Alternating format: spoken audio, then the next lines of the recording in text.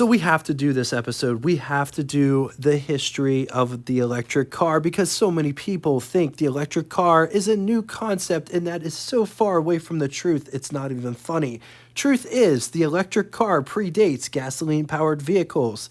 The very first electric-powered vehicle was an electric wagon, clear back in 1839. Yes, you heard that right, clear back in the 1800s. And just to set the record straight, I am a car enthusiast. I love everything with wheels that moves under its own power. Bicycles are cool too, and I'm just saying that up front. Making electric the second source of energy to power a vehicle, steam was the first. Robert Anderson, who was a Scottish chemist, is known as the father of the electric car. He built his electric wagon somewhere between the years of 1832 through 1839. The biggest limitation was the batteries used in Anderson's wagon were not rechargeable because rechargeable batteries hadn't been yet invented. Rechargeable batteries wouldn't be invented until another 20 years later in 1859 by French scientist Gaston Planté, which were rechargeable batteries, but they were lead acid batteries, which was huge because this was the first time power could be saved. Think about it. Up until this point, you could make power, you could make energy, but the energy had to be used the same time that you were creating it. With the rechargeable battery, one could replace and store energy. In 1881, Camille Faucher, and if I pronounce any of these names wrong, I am not good at pronunciations, I'm just going to say that up front, would increase charging capacity for the batteries. What I'm going to call the first electric car revolution, not a technical term, just what I'm going to call it.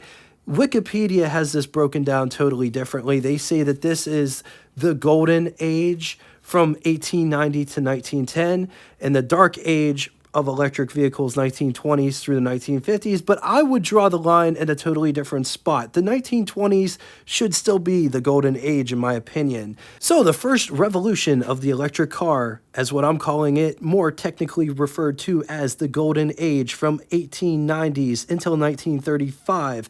In this era of the automobile, only the really rich could afford an automobile. It was more or less a curiosity, and there was three major sources of fuel: steam, electric, and gasoline, as well as other fuel sources such as ethanol, charcoal, and diesel. During the Golden Age, or the first electric automobile revolution, they saw companies such as Baker Electric, Wunsch and Lang, Detroit Electric, Standard Electric, Birdsea Electric, Milborn Electric, all kinds of electric car companies. There was probably more electric car companies in the first automobile revolution of the electric car than any other point in time in history, even including now.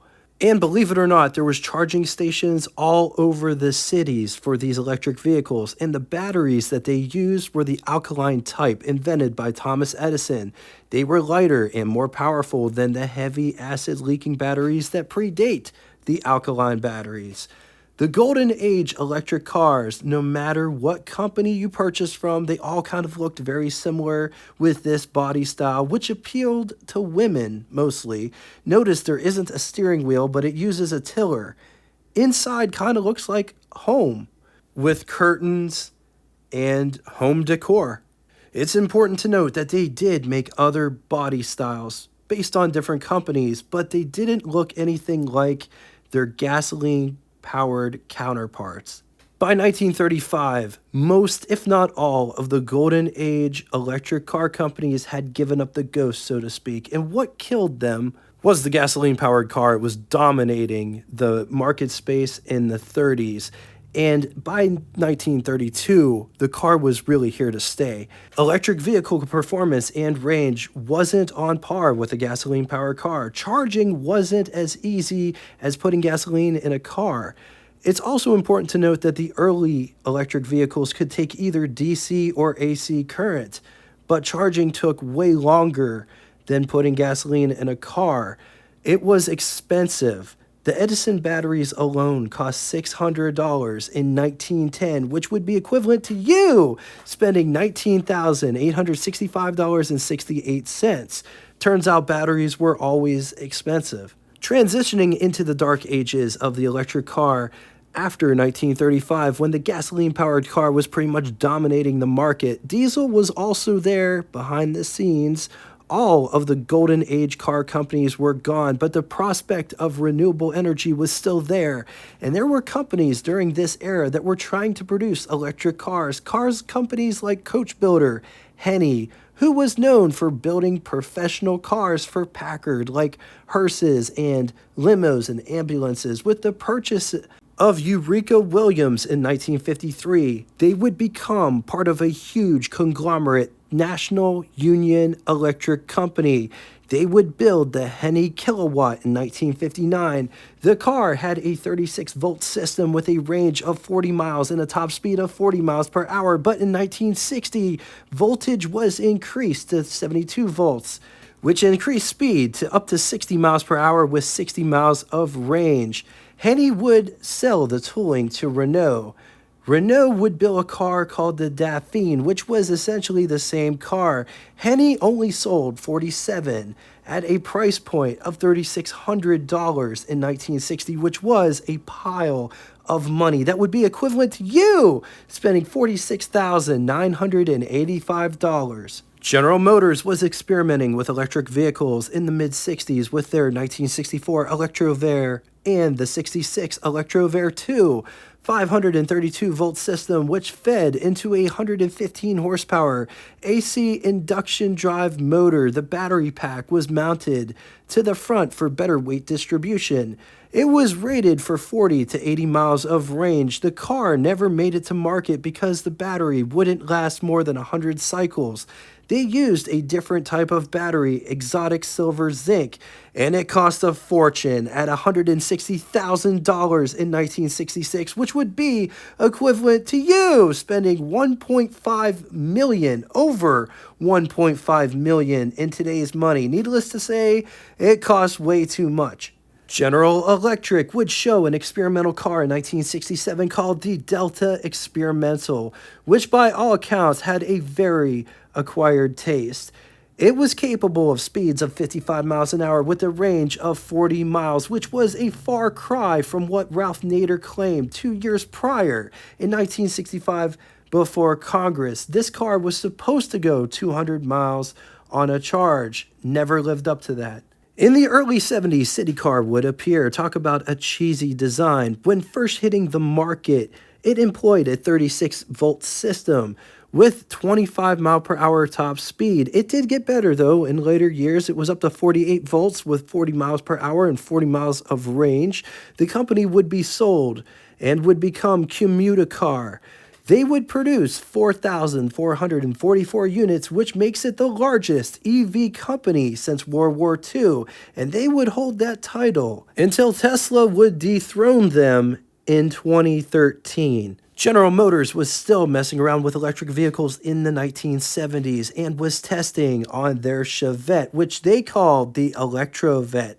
At 30 miles per hour, it could go 50 miles in range. General Motors would test the Electrovet for 3 years, and when gas prices came back down, they shelved the project. It's the 1990s. General Motors is at it again with the electric vehicle, but instead of putting batteries and an electric motor in a car that already exists, they would build one from the ground up. The car was called the EV1, and it was produced from 1996 through 1999 in 2 generations. It was offered with 2 different battery pack types, lead acid and nickel metal hydride, or NIMH. The latter type returned almost double the range over lead acid. It was also way lighter than lead acid. The General Motors EV1 program was a lot like the Chrysler Turbine program, where cars would be leased out, but it did have a key difference. The customers paid for the cars in the EV1 program, and once the program ended, most of the cars were destroyed. In the late 90s, early 2000s, Ford would produce the Electric Ranger from 1998 to 2002 with 90 horsepower, 86.9 mile range at 45 miles per hour with lead acid. They also offered NIMH with a 115-mile range at 45 miles per hour. Ford experienced a ton of problems, like the inability to accept a charge during hot conditions. Battery service was expensive, as well as range issues with different weather conditions. This brings us to the second electric revolution, or what we can now call the new golden age. A lot of people are calling this the golden age, but it needs to be called the new golden age because there was already a golden age of electric vehicles. The new golden age is still going on as this episode is being recorded in 2024. The company to kick all of that off is Tesla Motors, founded in 2008 by Martin Eberhard and Mark Tarpenning, named after electrical engineer who invented most of the stuff Edison got paid and took credit for, Nikola Tesla. Elon Musk joined the company very early in 2004 and became the company's largest shareholder. Elon Musk would become CEO of Tesla in 2008. Their very first car was the Tesla Roadster. It was essentially a Lotus Elise that used a lithium-ion battery cells and could travel 244 miles per charge, which was huge. This was the first time that American electric car could go that range. Tesla would build the original Roadster from 2008 to 2012. During this time, Tesla was more or less the only game in town for an electric vehicle. They were expensive. The Roadster had a price tag of anywhere between $80,000 to $120,000, which would be equivalent to you spending $164,398.02 in the year 2024. Also important to note, this was before Tesla's supercharging network, but more on that in a little bit. By 2012, Tesla was making the Model S, which was a revolutionary electric car. Everything was controlled by a huge 12.3 by 17-inch touchscreen in the center. The Model S was sold with different battery packs, which would determine performance and range. 60 kilowatt hour all the way up to 100 kilowatt hour, which came later. It's important to note that the original run ran from 60 to 85. If there was a D next to it, the D meant dual motors or all-wheel drive. If there was a P in front of the numbers, like P85D or P100D, which stood for their performance model. By 2012, Tesla would have some competition, if you could even call it that, from Fisker, with their car, the Fisker Karma. But something that Fisker didn't offer that Tesla would unveil their supercharging network in 2012. And this network started off small, just like everything else, baby steps, but it grew into what it is today. The other thing that nobody really talks about when talking about Tesla is Elon didn't put patents on anything. He wanted more companies to adopt the EV idea for more sustainable, quote unquote, more sustainable fuel source. And during the 2012 era, Tesla was killing it in the EV market to the point people would say, instead of saying that they wanted to buy an electric car, they would just say they were buying a Tesla. Fisker lasted until 2014, the first time, before going bust. Other companies that tried to get into the electric car market and kind of died premature were Bright Automotive, Aperture, which I was really sad to see that company went, because I remember watching an episode at Jay Leno's Garage, and that car looked really cool. It looked huge, looked cool, but it looked huge.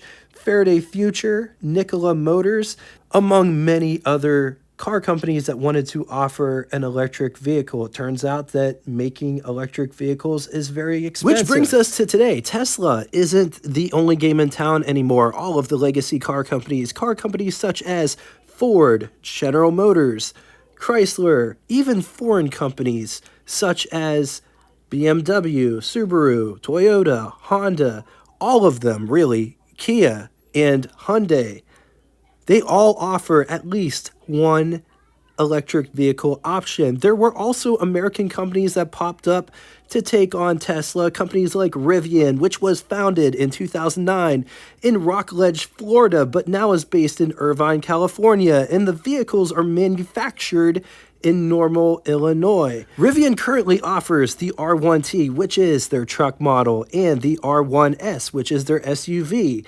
and the EDV, which was their collaboration with Amazon, and they produced this delivery vehicle for Amazon with other vehicles in the works. Lucid was founded in 2007 as Ativa, originally founded as a company to produce batteries for electric vehicles.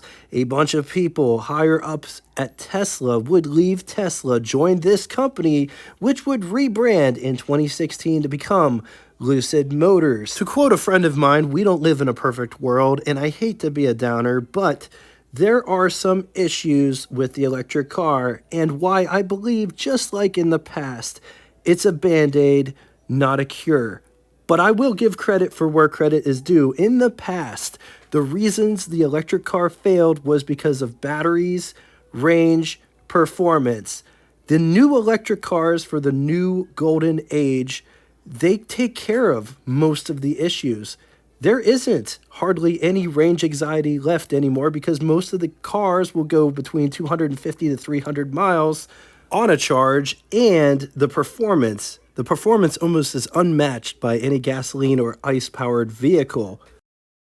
Problem number one, the price. The average cost of an electric vehicle in the year 2024, according to Google, is $53,758, which is Problem a lot number of money. Two, I don't believe they are being 100% honest about how green electric vehicles really are. Remember back a couple years ago, Volkswagen sold diesels and they claimed them to be the cleanest thing besides breathing air? It wasn't quite that extreme, but it was pretty extreme. And then it came out a few years later that they cheated the system and they wasn't nearly as clean. In fact, they were really dirty for the environment. I'm not saying that electric cars are dirty, but you have to remember, if you're plugging in and you get your power source from a coal-fired plant, you are just essentially taking something and replacing it with something else. You're still polluting it. A different way of seeing this is, say you're a smoker. You quit smoking, but you chew. You are still getting tobacco, whether that be the patch, chew dip, or cigarette. It's the same thing. You're still getting the tobacco. Mother Earth is still being polluted.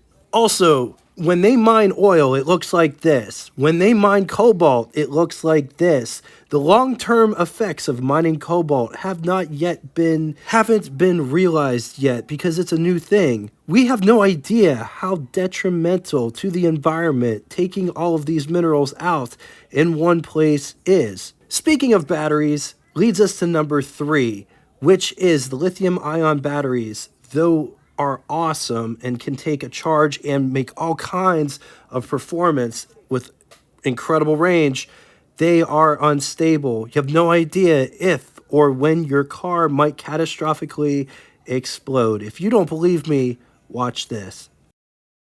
Nightmare for a local family. They say an electric car sparked this fire that destroyed their home. And it wasn't even their car, it was a loaner. The homeowner told us they had the loaner while their personal car was being serviced. This happened in Nocatee in St. Johns County. Let's take a look at the video again. Look at what's left behind. Almost nothing left of the car itself. See, the car is still sitting in the driveway here, and their home is damaged beyond repair, they say. Tom Mollis stood alongside firefighters. He was at a loss for words. I don't know. I'm just speechless at the moment. His Tesla, a skeleton of what it had been just hours before. It's just like all gone. And I'm just so lucky to be alive at the moment, and I'm so glad that my family was not there. The moment I opened the door, I saw smoke coming from the bottom. The smoke, he says, quickly turned into large flames. He recorded them on his cell phone as fire crews let the car burn. It's really difficult for firefighters to stand around and watch, whereas right now a lot of the research and studies say the best thing you can do is just let it burn. The issue with the electric vehicles